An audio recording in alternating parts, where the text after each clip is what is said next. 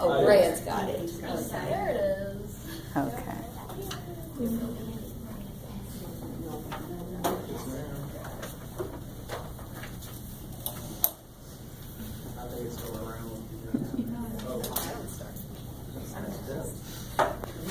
Pierre de Ronsard, and I'm Amelia. I'm Hope, and I'm Catherine. Okay, Pierre de Ronsard. He was born roughly around September 11th in 1524, and he was born into a very well-connected and noble family. He was tonsured, which means that he took minor orders. He wasn't actually a priest. He didn't actually have an official ranking in the church, but he did receive money from that position, which allowed him to be, of course, a writer. His associations, he wrote poetry for King Charles IX, and he was very well liked during his, when he lived. It wasn't somebody that we discovered after he died and he got really popular. He was called the Prince of Poets during his time period, and people knew about him and knew his work. He studied under Jean Dorat, and he was introduced to Greek and Latin literature. He was part of a French literary movement where they wanted to introduce other ideas into French. They wanted French to be a language that could be used to express literary, just for literary expression. So they borrowed forms from other languages, and at this time, French wasn't something that was known that you write in. If you're writing something that's very important, you wrote it in Latin or you wrote it in a different language. French was not that language at the time. And La Pléiade, it was a literary school made up of people who were in this movement. So they were influenced by Greek, Latin, and Italian poetry and composition. And he died in 1585, and he kind of had a depressing end of his life. All of his friends died, and yeah. Okay, so while he wrote the poem, he met a beautiful girl named Cassandra while he was at court. She was 13, he was 20, and she was also a lot higher ranked than he was, so they couldn't really be together. But she was from an Italian family. They were related to Catherine de' Medici, who was queen during the 16th century and also regent several times. And she was soon married off, so there was no really proof that they were actually together or lovers. So there's a picture of them in the corner there in the Greek style, because a lot of his works were influenced by Greek and Roman literature at the time. And then on the other side is the chateau that her father had built, and it's still standing today in the popular wine valley in France, and it's open to the public. I think it's important to note that today, a 13-year-old and a 20-year-old seems really creepy. It wasn't as creepy back then. So he wrote it in 1545 after he had first met her. And it wasn't published till a few years later in a set of poems. There were 3 different books, and each one was titled after one of his great loves, and one of them was Cassandra.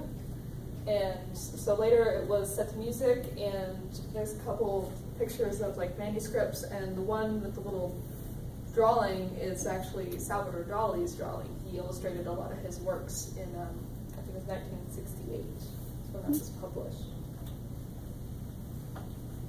It's important to note that in Middle French poems did not actually take store in the popular now meter or rhyme or very, very rhythmic movements. So you can't actually look at their poem and say, okay, so it's this kind of meter. It's not iambic pentameter. It's not anything. It just is. It is, however, an ode, which, if you don't know, is a very, very formal poem that refers to nature, love, very, very high-minded topics. Odes are typically very lyrical, like in this case, sometimes able to be set to music. This one praises the female form and compares her to a piece of nature, to a rose. It focuses on the fleeting nature of beauty and encourages the subject of the poem, Cassandra, to actually take advantage of her beauty and her youth while she still has it. This is the original poem. Those of you who are actually able to speak French, We can't read this, but not very easily. Some of the words are familiar, but some of them are also very, very much not. You can see its rhyme scheme. Ignoring the top accent, which is the A, it's 2 rhymes, a word that doesn't rhyme with the next line, then 2 more rhymes, and then finally the one that got skipped gets rhymed again. So it's BBC, DBC, on down the line. What you can't see in the slideshow, because we can actually fit it, is there is stanzas. Every 6 lines is a new stanza.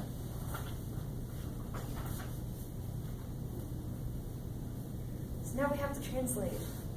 We tried rhyming first because it rhymed originally. that didn't work. It didn't work at all. The rhyming was very awkward. Frequently, it's very, very hard to read. And overall, the meaning of the poem started decreasing as we tried to keep rhyming. Yeah, most people think when you translate something, you sit down, you look at the original, and then you can just, word for word, make another version. That did not happen to us. This took us weeks to do. We had multiple versions and multiple arguments, discussions about what things mean, especially because in Middle French and Modern French, words mean different things. So you can look up one word, and we'll mention it later, but you can get 4 different meanings for one word. So it's really hard to come up with one translation, which is what we were trying to do, was come up with one cohesive translation.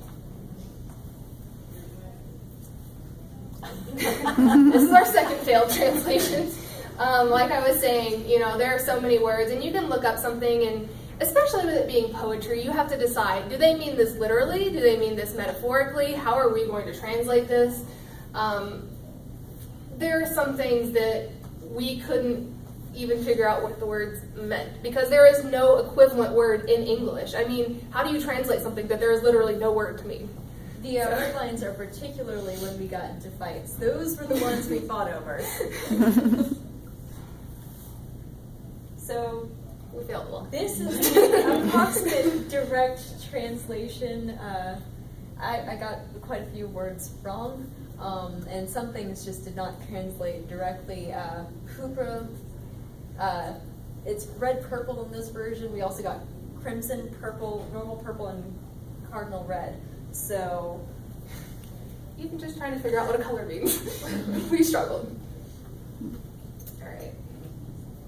And finally, we have our finished translation. Do you want to read it? Yeah, after much debate, this is what we came up with. To Cassandra, sweetheart, let us see if the rose, who this morning unfold her crimson gown to the sun, has not lost but evening those exquisite crimson folds which resemble your rosy complexion. Oh, see how in such a short time she from that place above let her beauties fall.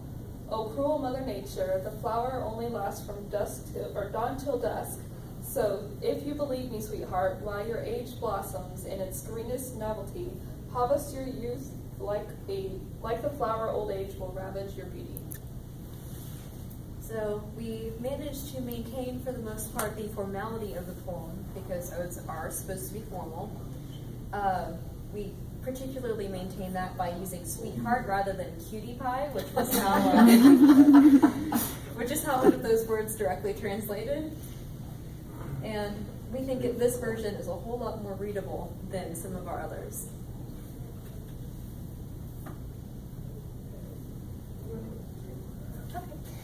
So our strengths, we definitely kept the imagery very close to the original version, comparing her to the rose.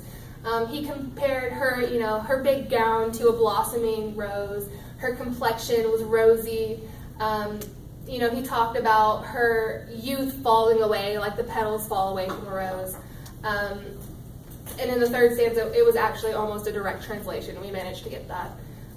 Like Catherine said, it's very formal because it is an ode, and we use sweetheart, which was another thing that was a little hard to translate because it's a pet name. And as time goes on, especially with languages changing from one form to another, pet names change.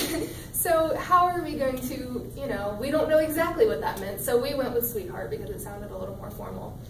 And we thought that our version was very original, and actually some of our words we couldn't find in any other translations by focusing on little tiny words such as possessive pronouns that we didn't think about change the whole meaning of a poem.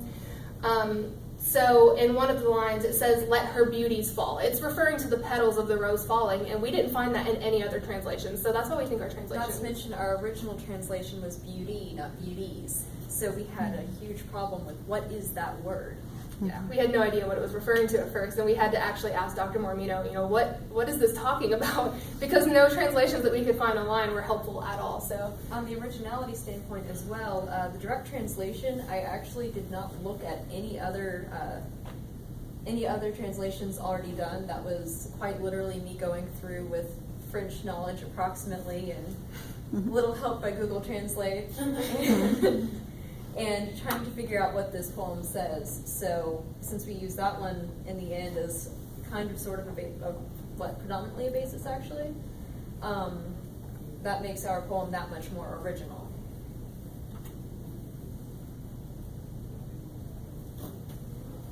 okay, in the original version, I'm not going to say the word, but that word basically translates to stepmother. But the tone of this poem was, talking about the fleeting beauty and how Mother Nature, it sounds weird to say stepmother nature, but the connotation is kind of like evil stepmother, like in Cinderella, the evil stepmother nature. So we just said evil Mother Nature.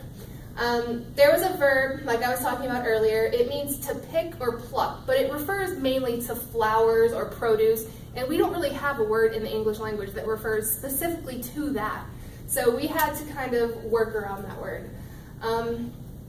Like I said about the pet names, it's impossible to translate that directly.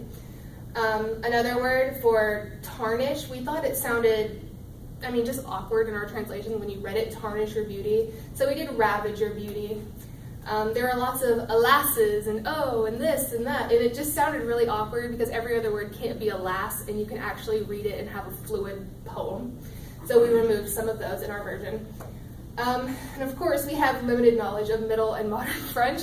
So when we came across something that we weren't sure about and we had 4 conflicting sources, we weren't really sure which one to choose. So that kind of hurt our translation a little bit.